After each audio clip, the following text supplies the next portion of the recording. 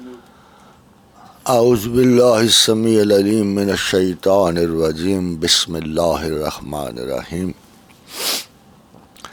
رب أدخلني مدخل صدق وأخرجني مخرج صدق واجعل لي من لدنك سلطانا نصيرا سبحان ربك رب العزة عما يصفون وسلام على المرسلين والحمد لله رب العالمين.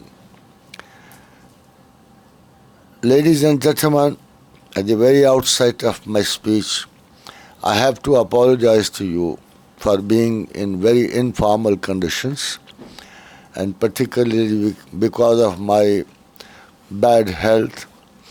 But then commitment rules everything, and here we are together. Today's subject has its logical fallacies in it. We are in the midst of such opinions about personality building, which mostly prove fallacious. By all those authors and writers who have been giving suggestions to improve personalities in the world, one thing is very obvious, that all these theses are very pampering. The real personality is not what they try to project and what they try to tell us to improve. About the earliest Arabs, one sentence is very well known and famous, that all Arab tribes were at war with all Arab tribes. Ladies and gentlemen, today when I look back at the before Prophet, the earliest society of our world were worse than us today. I cannot count any moral flaw which wasn't present over there, and in the maximum worst conditions. And we just wonder, and we are amazed and shocked, how did they change? There is a big difference to believe in God and not to believe in God. The earliest discussion in the brain in personal conduct and behavior, whom do we choose as a central point of improving personality in reference to the conditions in the world and thereafter. Luckily, after the blessing of God in the shape of Prophet Muhammad sallallahu alaihi wasallam, Islam presented a very different set of accountability and improvement in human society. It wasn't anything personal. It wasn't anything selfish. It was the supreme most reality and truth to which Prophet adhered and taught us to be attached with it. It was Almighty Allah. What we really believed was not in us, not in our abilities and capacities. We believed in different meanings. Allahumma malikul mulk, tutil mulka man tasha, wa tanzul mulka mimman tasha, wa ta'izzu man tasha, wa tazillu man tasha biyadika al-khair. Innaka ala kulli shayin qadir. Tulijul layla fil nahari, wa tulijul nahara fil layli, wa tukhrijul hayya min al-mayyati, وتخرج الميت من الحي وترزق من تشاء بغير حساب. Ladies and gentlemen, it's very strikingly amazing that in the early periods, no nation has so many immensity in numbers of heroes than Muslims.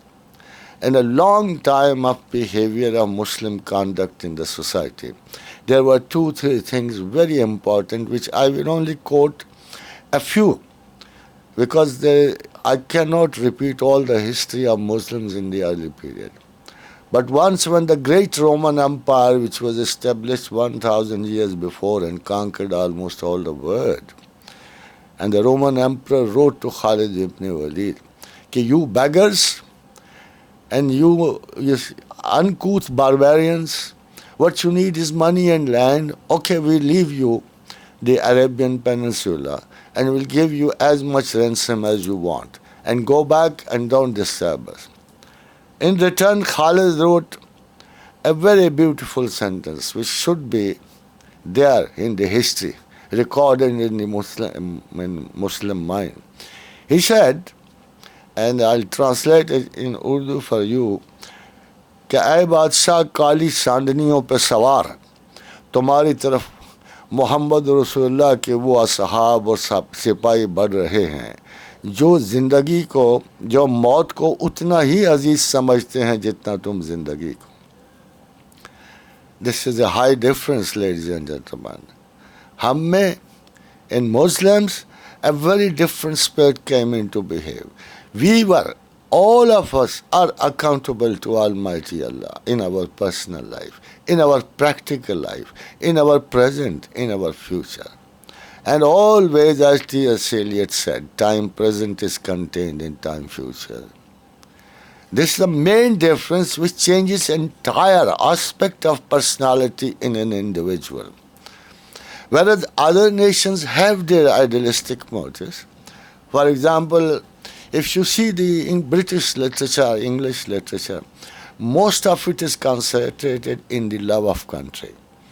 And somewhere in the early period, the humanity was distributed, was divided in religious patterns. And on one side we see the Iranians adhering to the Zoroaster religion. On the other side we believe, Roman Catholics of those days, we believed in trinities. And then even the monotheistic Jew was against us because of personal prejudices. And then the followers Muhammad rose to such heights, such magnificence. For 1350 years, till 1912, the Muslims were fighting continuous wars against all the people for defense or for aggression, and they were never defeated. Even the latest saga of, you see, Gallipoli, Chinkale, and there are some incidents in the history which were never mentioned in the British history, particularly the Battle of Kutlamara. It was so shameful for the others to be so horribly defeated by Muslim soldiers and with a lesser number. Ladies and gentlemen, this very special quality in Muslims, they were always less in number.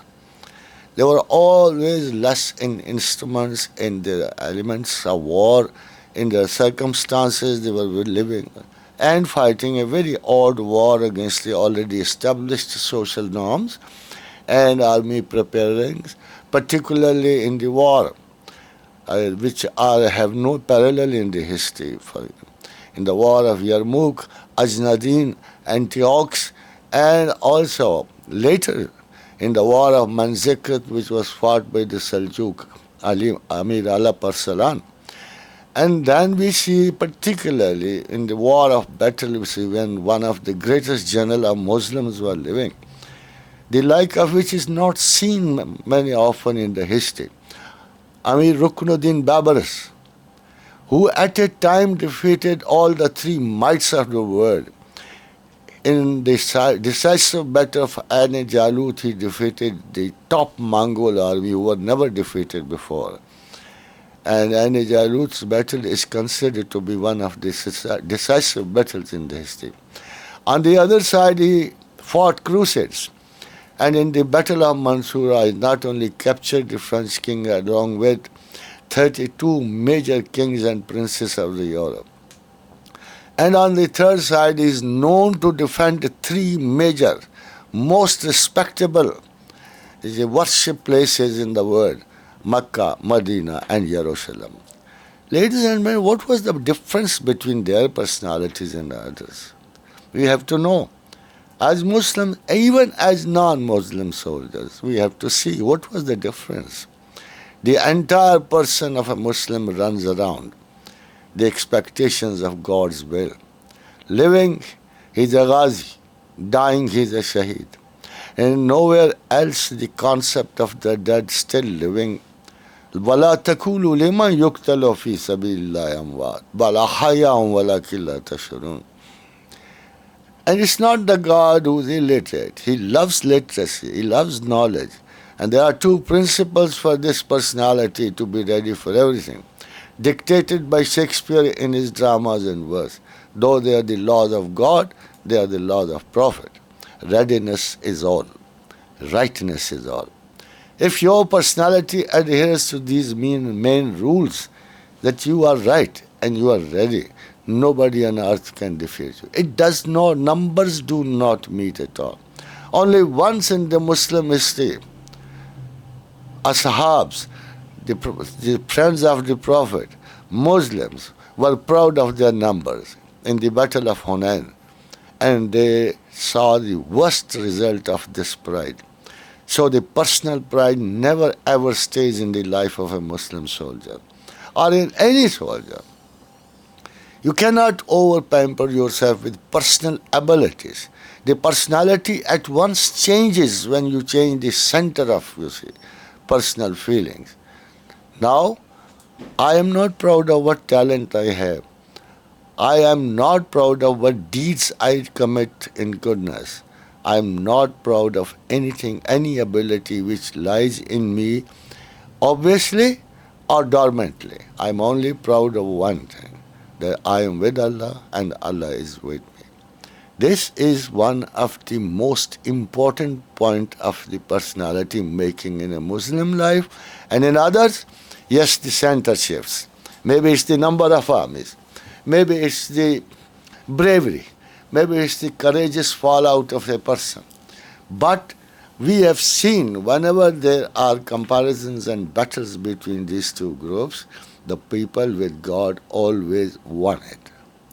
And this is the history of Muslims. For 13, 50 years they have been fighting and they have been winning their wars just because I don't know how many mistakes a Muslim would commit in personal life. I don't know how many slackness in work we do. I don't know how many disbelief we have. But when they go to war, when they go to fight, they fight in the name of Allah. They have almost 99% won these battles. Ladies and gentlemen, what is important? The fallacious history of a good general? Even Rommel would say, my hero is Khalid bin Walid. And somebody asked him, why don't you follow him in the battle? He would say, who can follow Khalid? Who can follow? It's not possible because they were not fighting a strategic battles. They were not fighting on earth with him. Yes, they were ready. Yes, they were clever. They were intelligent. They were everything. But they were not committed to the earthly sources. One of the most important points in the Muslim history is they were always much less in number. Imagine about Ala Parsalan, who was fighting much after the Islamic period, early Islamic period had gone. In the Battle of Manzikert, he had only 34,000 soldiers, as against 250,000 soldiers of the Roman Emperor.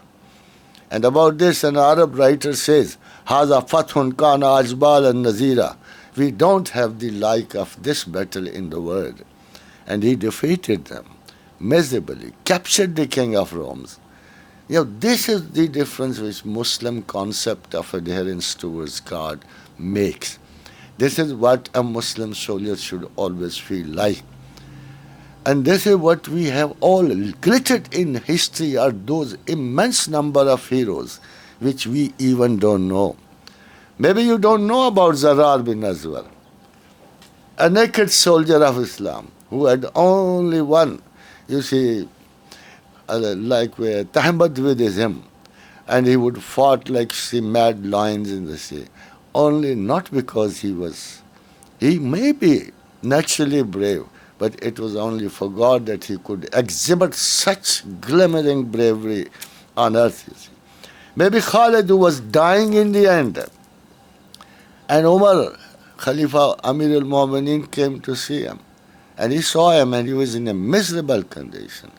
Then Khalid showed him his body. And every part of his body was glittered with some kind of an injuries. And he cried and said, "O Caliph, I was fighting 135 battles. He lost none. 135 battles. And he said, look at me. I was always trying to die in the way of God in my battles. But look, I'm dying like a very poor, miserable goat in my bed. The Umar said, Khalid, you know the reason. I know the reason. How could the sword of God be defeated? And how could it be sent to destruction? So this is the kind of a faith which does not exist elsewhere. This is the kind of the faith which only particular with the Muslim society and Muslim soldiers. If today we are too much, believing in the things around us, maybe in atoms, maybe in missiles, maybe we are afraid that things will destroy us at time. We will not have even time to retaliate, to reach back to our natural sequences. But if you believe in God, you know, whatever may happen on earth, whatever may happen between earth and the skies, if Allah is there and if you believe in Him, He will save you in all conditions. He will give you courage to defy all misery, all problems in your life, and He will give you a different personality. A personality which always hopes for the better, who believes into the better conduct of behavior. It is only Islam who issued a prophet's decree in favor of wars even. Don't kill an old man. Don't kill a woman. Don't kill a child. Don't destroy a crop. Don't destroy a tree. Look at the meanings of all these instructions. Anything which is useful for the humanity, anything which will help people to grow in safety. And this never happened in history, ladies and gentlemen. What Abu Ubaidah bin al-Jarrah did to Hamas, to Balbak.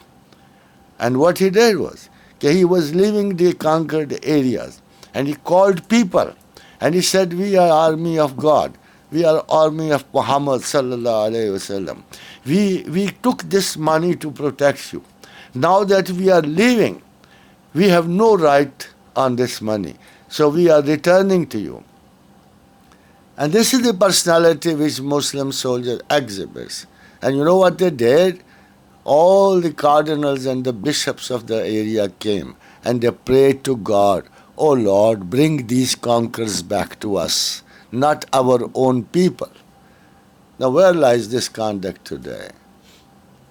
But I am very sure the God who said in the Quran in the first sentence was that one of you will be conquering 200 infidels if you are true to God, if you are true to your own self. That the Muslims used to fear. They said it's too great a number. So the Prophet, you see, on the order of God then recommended, okay, now you will be 1 equal to 2. But the first one is not cancelled. It is there. The greater your confidence in God and belief and faith is, if you really adhere, your person will never be defeated even by 200 infidels. But if you are weak like me, if you are not feeling so strong in faith, if you are not pretending to be a good Muslim, naturally you can reduce yourself 1 to 2 average and ratios. Ladies and gentlemen, I want to tell you, these are not stories. They were not jinns in the old people. You dismiss them by telling them supernatural and different. I'm sorry to say this is a very wrong concept. They were like us. They would feel love. They would feel hate. They will be aggressive. They will be weak. But not in reference to themselves, in reference to God, Almighty Allah. A Muslim soldier or a common Muslim can only be known by his personality's reference towards God. Whether he is close, whether he is far away, whether his personality refers every little flaw to God, every his achievement to God. And when you say Inshallah, you mean something. It's not a simple grammatic sentence. It's not simple a local sentence to express future. It really means that we cannot spend a single moment without Almighty Allah's accountability.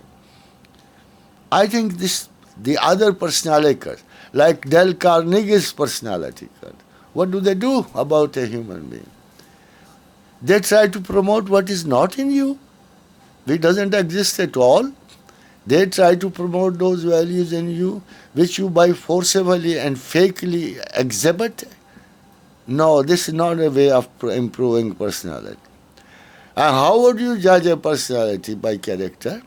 How would you know if somebody who runs a good sword or a good pistol or a good cannon? Would he be a nice man also? Would he be a cultured, behaving man also? Experience, expertise is a very different thing. And a mental, physical commitment is very difficult thing. It's important that you should know the difference between a normal, good human. What Allah says in the Quran is, my best of friends are those who do not have fears and frustrations. This is the most psychological factor in God's remembrance, in God's faith, in Allah's saying about you, that I need those people, those who are free from fear and frustration. And this could only be possible if we centralize our personality towards Almighty Allah. And we give every reference back. And we recognize our weaknesses and ask God for power in our personality. We know our mistakes of mind and heart and body, and we refer them to Almighty Allah. And we request Him to refill our management skills. We request Him to give us courage to defy all this disorder. And we create a very different kind of state of poise in our mind and heart.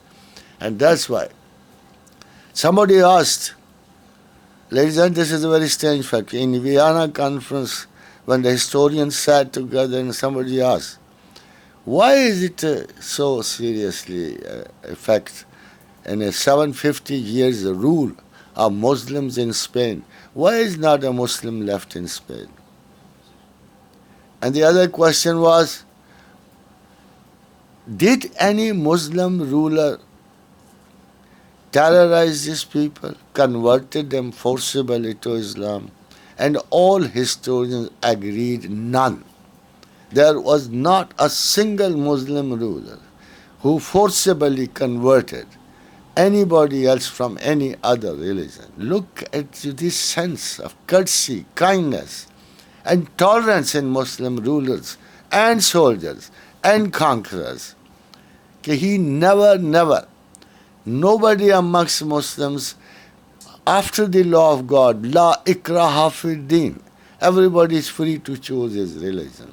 Nobody forcibly converted anybody to Islam. And look at all those areas in which Muslims entered.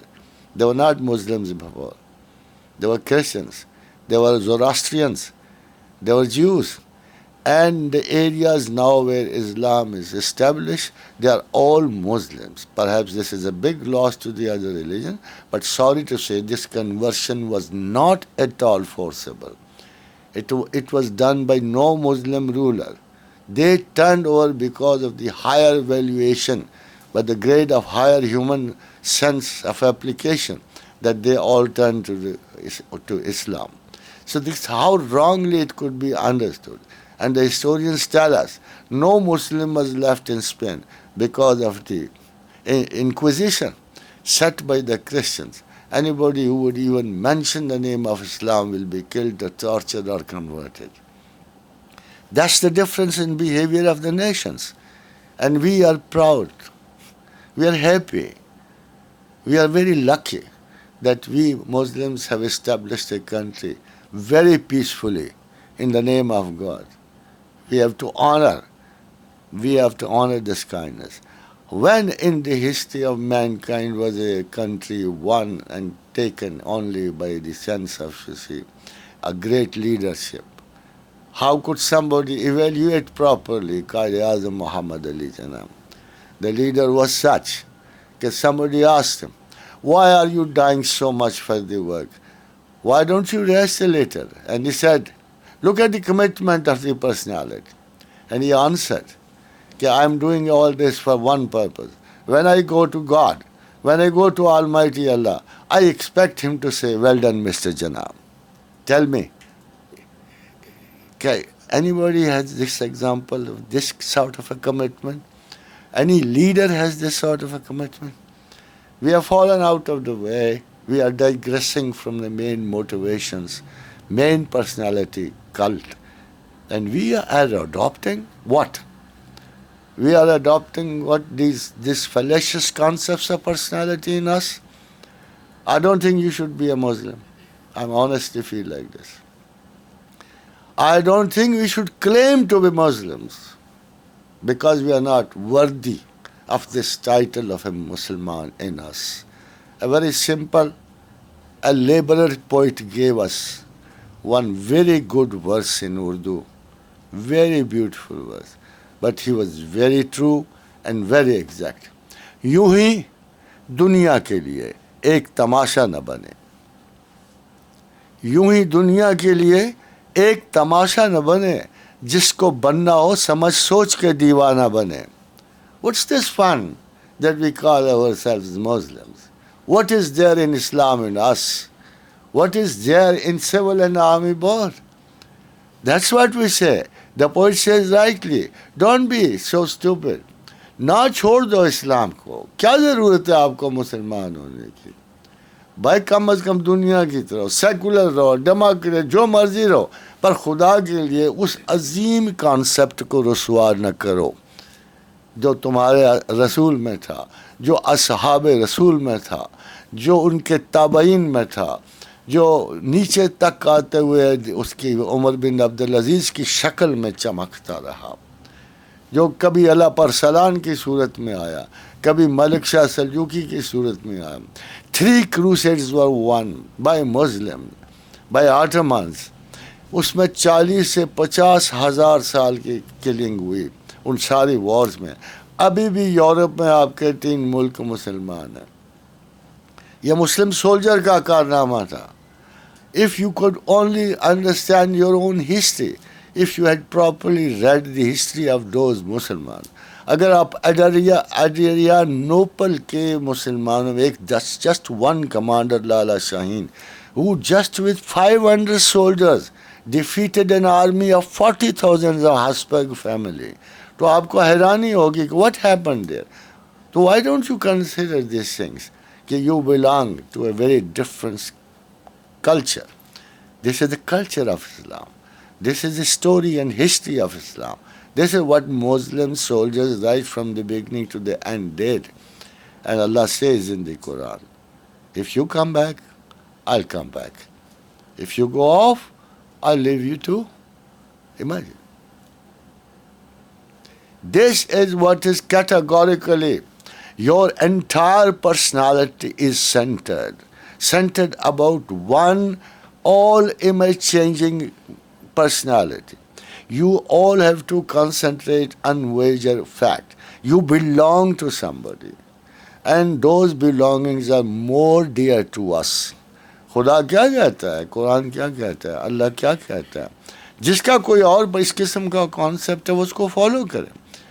This is invitation to all religions, to all soldiers, to all cultures and communities. If you have such a powerful personality changing mood, do it.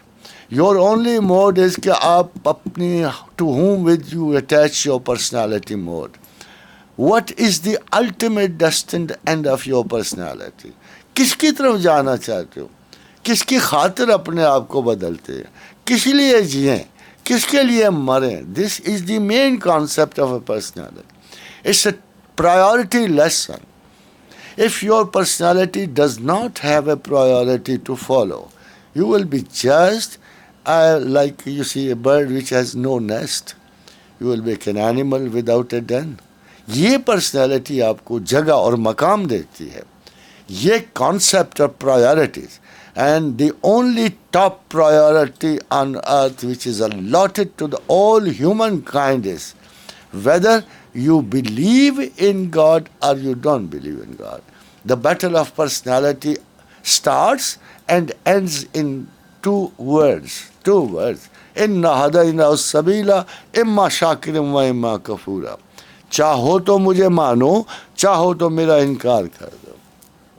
And the only judgment, the execution and the behavior of personality and your behavior in army, in civil, in life, in death revolves against one major faith, and that's whether you believe in God or you don't believe in God. And that's why I am always convinced, and this is not a personal theory, this is a theory which every Muslim follows in the life, and in the end, the only top priority of intellectual curiosity, of learning, of behavior is God and nobody else. May Allah bless you, and if you have questions, you're welcome. We have read a lot about personality development, how to implement it in our daily lives. Khalid Hazrat, the pattern in Islam is a little different. The moment we say kalima, La ilaha illallah Muhammadur Rasulullah, we enter a very special discipline of personality. We enter Islam by committing to ourselves and to our, God and Prophet that we will try to change. This is the true meaning of kalima, is that we are now committed to change according to God and Prophet.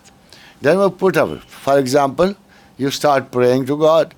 You are, paying your zakat, you are paying your sadaqat, you are trying to be a useful member of the society, you are saying goodbye to hatred, you are being more broad-tempered, you are being a very, very highly tolerant to all castes, religions and sects. We start doing so. अब इस सफ़र में, इस पूरे सफ़र में आपने हासिल क्या करना है? What are you trying to do being a Muslim? आपने ईमान तक पहुंचना होता है. इस्लाम में एंट्री सिर्फ कलिमा पढ़ने से है, मगर इसका अंजाम ईमान है. To gain a complete unity with the word of God, with Quran, with Almighty Allah, winning His extreme favors as belonging to Him. और ये बात उन लोगों में आई है जो इब्तदाई मुसलमानों में थे, और ये नहीं है कि बाद में मुसलमान नहीं आए, अच्छे लोग नहीं आए, अच्छे सिपाही नहीं आए. From time to time we have been following the same order and we've been trying our best in all our life. अब भी अगर हमारी ज़िंदगी में कुछ खामियां हैं तो we should create this determination. अब मुझे छोड़ दो बाकी सारे भाई, अल्लाह को भी छोड़ दो. Even if you see the book of behavior in Quran and the book of behavior in all other ways, तो आप ये you will find it कि Quran is completely a book of human welfare, और इसमें कोई चीज़ इंसान के ख़िलाफ़ नहीं जाती. और the best way to quit this earth being a Muslim is, जब आप मौत तक पहुंचोगे तो आप इस यकीन और फेथ से पहुंचोगे कि आपने अपनी पूरी ज़िंदगी में कोई ऐसा नाकस काम नहीं किया जिसके लिए आपको ज़िंदगी में या मौत में किसी की जवाबदेही से शर्मिंदगी हो. You are not sorry even at the end. हो सकता है कि आप बड़े पैसे कमाने के लिए लालच किया हो, मगर अगर आपने खैरात की है, सदक़ात दी हैं, मुसलमान वेलफेयर को किया है, गैर के साथ आपका बिहेवियर अच्छा है, तमाम मज़हबों से रवादारी बढ़ती है, तो आपने इंसाफ मुतलक इन्नल्लाह युहिब्बुल मुक़सितीन, अल्लाह इंसाफ करने वालों से मोहब्बत रखता है. इन्नल्लाह युहिब्बुल मोहसिनीन, खुदा एहसान करने वालों से मोहब्बत रखता है. इन्नल्लाह ला युहिब्बुल मोतदीन, खुदा किसी ज़्यादती करने वालों के साथ नहीं है. Do you think these rules are simple? क्या इससे बेहतर कोई इंसानी conduct, are there some better rules for a human conduct? आप ब्रिटिश की मिसाल देते हो, क्या मिसाल देते हो आप? आपको छोटी सी बात बताता हूँ कि ब्रिटिश बड़ी मशहूर एक वार है, कभी उठा के दे. इट्स कॉल्ड जेंकिंस वार. एक अंग्रेज़ ऑफिसर का कान ज़ुलू ट्राइब के एक बंदे ने उसके कानों की लो काट दी थी. जस्ट स्मॉल थिंग, और उसकी खातर the whole Zulu tribe was massacred. क्या ये कॉन्डक्ट होता है? ऐसा कभी कोई मुसलमान सिपाही और सिपहसालार नहीं कर सकता, कभी भी नहीं कर सकता, unless he is away from God, unless he is not a true Muslim. मगर जो सच्चा मुसलमान है वो कभी भी अपनी जान की कीमत पर भी ये हरकत नहीं कर सकता. This is the context you appreciate. You think the winning is the only way of, you see, building your personalities. The only thing you can be proud of. And do you think the pride is a good word to use for your personality? You think you can be honorable with pride? You think you can be honorable with, bribes? You think you can be proud with, luxury? ये मुसलमानों में नहीं है. यह moderation नहीं है. हम अल्लाह और रसूल के साथ एक वादा करते हैं कि नाउ जब हम मुसलमान हुए, ठीक है, we are graced by one honour, we are born Muslims, most of us are born Muslims. मगर क्या उसका ये मतलब नहीं है कि ये एडवांटेज है, ये आपके लिए अच्छा नहीं है. ये एक एडवांटेज है जो शुरू से मिल गया है कि आप डिनाइल से बच गए हो. अब जब डिनाइल से बच गए हो तो उसको इम्प्रूव भी करो. Try to improve that faith if you are not denying God. Imagine that today more than 5 billion people are atheistic. They don't believe in one God. Only a few of you, only a few of this world. We believe in God, we believe. मगर उस conduct को देख. Try to see कि वो किस तरह behave कर रहे हैं, हम कैसे behave कर रहे हैं. Even in spite of the worst behavior on earth, हमारा जो ऑफिशियल कॉन्डक्ट है, हमारा national conduct is not so, you see, not so bad as others. उनकी आप देखो, मैं एक मिसाल आपको दे. Look at the Suu Kyi. She was a great brilliant leader of the Vietnamese. What she did was she killed 70,000 Muslims without any reason and cause. She was Buddhist. Buddha is a pacifist. Buddha is one prophet of the past who is a pacifist. I love him, I respect him, because the more I read of Buddha, I am impressed by him. But Mahatma Siddhartha Buddha never would give, kill a single man. He was the top pacifist prophet of the world. And on one hand, when in Taxila, Huns attacked, 70,000 Buddhists laid down their heads and said, we will not fight against the order of the Prophet. But look at the modern time. Look at Madame Suchi, who was so free to kill 70,000 Muslims. It depends on us. We have a terrorist inside us. We have a disbeliever inside us. If we really follow our prophets, did my prophet anyway order to kill an innocent child, a woman, an old man? No, never. This is what Muslim conduct is. It's a part of my personality to be kind and just and fair and free. Does competence and personality are interrelated with each other, and at any time of their growth which supersede the other?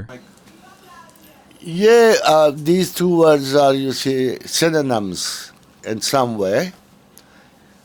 But because if personality is contended, they don't have flaws of inequality in them, and you are very responsible in the way of being.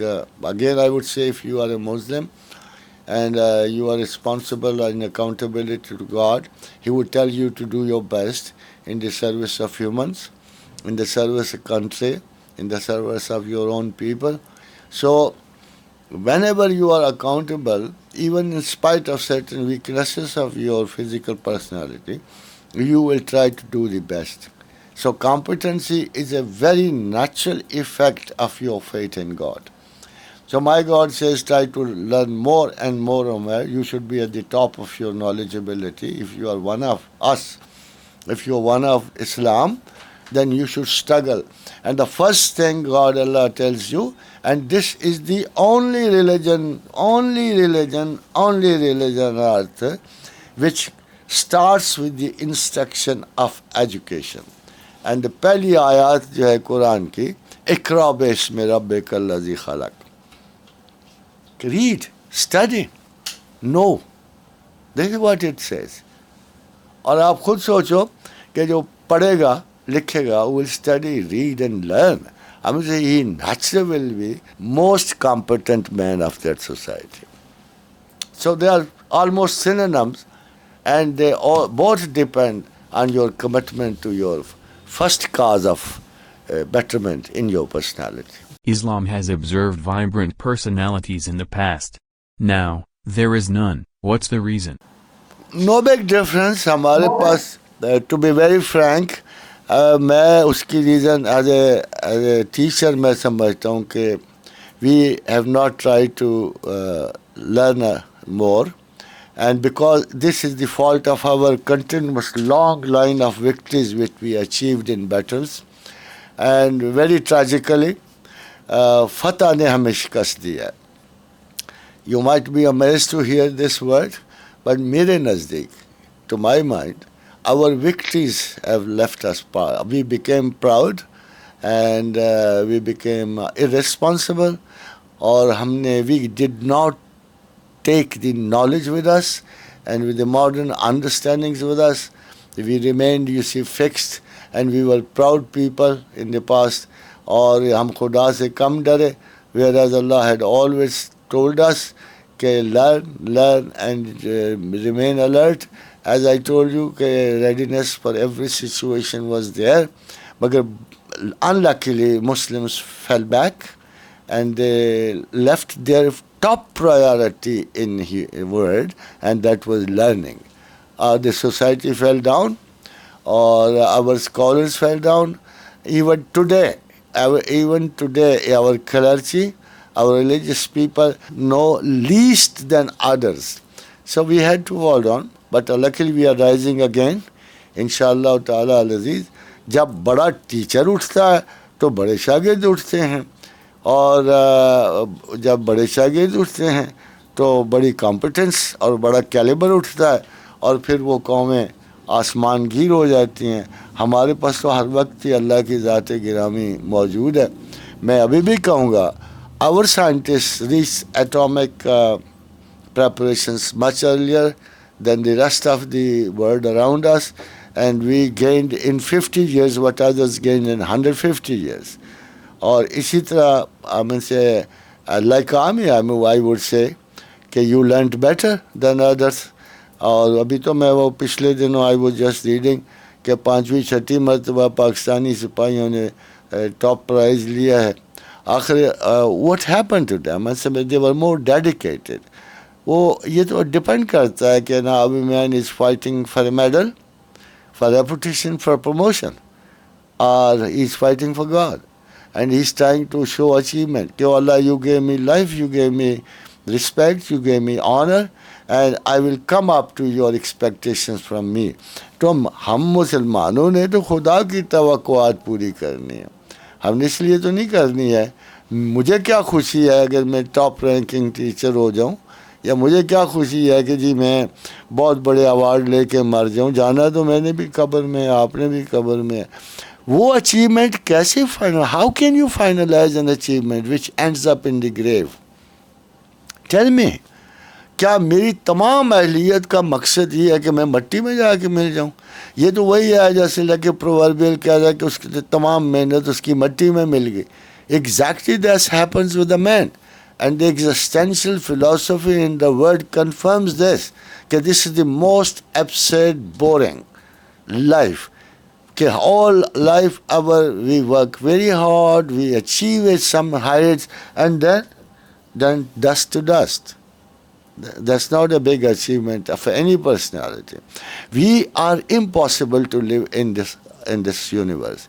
हमारे इर्द गिर्द time and space बहुत ज़्यादा. We live in a 13.7 billion years universe. And with what age? Do you think we are here to conquer the universe? इतनी उम्र के साथ, इतनी छोटी उम्र के साथ, so less an age, so big a surrounding in us. We are misfits in this time and space around us. So, we are being prepared to become a part of the bigger universe. But after that, we have to change. हमारी मौत नहीं है. It's just ज़िंदगी एक सफ़र का वक्फा है, और आगे चलेंगे दम लेकर. हमारी टोटल पर्सनालिटी टेस्ट के लिए थोड़ी सी दुनिया क्रिएट की गई है. ये बड़ा फ़नी सा है. हम अपनी पर्सनालिटी डिपार्टमेंटल ढूंढ रहे हैं, और जिसने हमें पैदा किया है, इस पूरी दुनिया के वक्फे में हमारी पर्सनैलिटी टेस्ट ले रहा है। और क्योंकि उसने हमें चेंज करना है, हमें दोबारा ज़िंदगी देनी है, हमें इस कायनात का मालिक बनाना है, और उस हमें खलीफतुल्लाह फिल अर्द और फिल दुनिया और फिल समा बनाना है। उसके लिए ज़रूरी है कि हम अपनी पर्सनैलिटी इस दुनिया में छोटे छोटे मकासद के लिए ना पूरा करें, एक बहुत बड़े मकसद के लिए पूरा करें, और वो मकसद जो है अल्टीमेट है। And we are advised, we know and we are advised, we are told that you have lived for a very short time here. وَمَا الْحَيَاةَ الدُّنْيَا إِلَّا قَلِيلٌ وَمَا الْحَيَاةَ الدُّنْيَا إِلَّا غُرُورٌ وَمَا الْحَيَاةَ الدُّنْيَا إِلَّا لَهْوٌ وَلَعِبٌ. ये सारे लफ्ज़ हमें बताते हैं कि the one who created us made a very short interesting passageway, but the only safe passage is when you include God as a guide to this, to the ultimate, and when you consider him the only creator who can give you a life back, who can give you an immensity of time and space after death. May Allah be with you.